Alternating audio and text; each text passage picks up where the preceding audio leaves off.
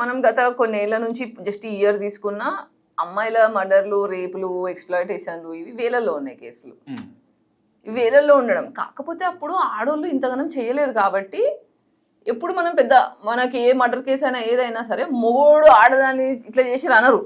Crime జరిగిందని మాట్లాడతారు. First crime మొగోడు చేసిండని అనరు. క్రైమ్ మర్డర్ అని మాట్లాడతాం. కానీ ఎప్పుడైతే ఆడది చేసింది క్రైమ్ మర్డర్ అని మాట్లాడట్లే. ఆడది మర్డర్ చేసింది, ఆడది చేసింది. నీకు అర్థమవుతుందా?